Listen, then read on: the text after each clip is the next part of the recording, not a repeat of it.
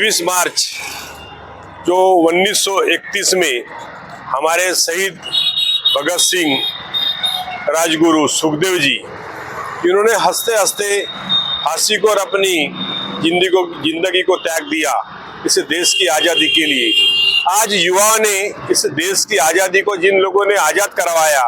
और बड़े शान शौकत से अपन जी रहे हैं, जिस उम्र में युवा यहाँ पे घूमता है फिरता है, अपनी जिंदगी व्यतीत करता है, उस उम्र में सुखदेव, राजगुरु और भगत सिंह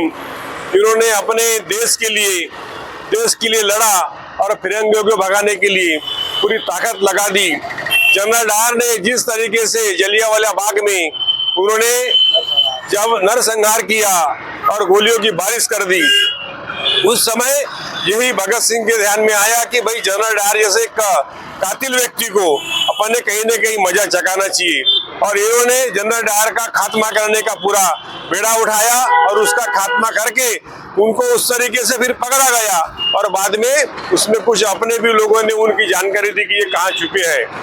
तो ये सब चीजें अपन ने सारे युवाओं ने ध्यान रखना चाहिए कि भगत सिंह, राजगुरु और सुखदेव जिस उम्र में अपन घूम के गाड़ी लेकर के इधर घूमते हैं, मजा करते हैं, ऐश करते हैं, और वो उम्र में उन्होंने इस देश को आजाद करने में अपनी जान की आहुति दी। अपने परिवार का नहीं सोचा, सिर्फ सोचा तो भारत माँ को आजाद कराने का और देश के बारे में सोचा है। तो इसलिए वो जब फांसी उनको दी जा रही थी, उस समय पे उन्होंने देखा, हम सब लोग उस समय याद करें कि उन्होंने फांसी को भी हंसते हंसते स्वीकार किया। उनके चेहरे पे कोई सिनकत नहीं थी, उन्हें कोई डर नहीं था, कोई भय नहीं था।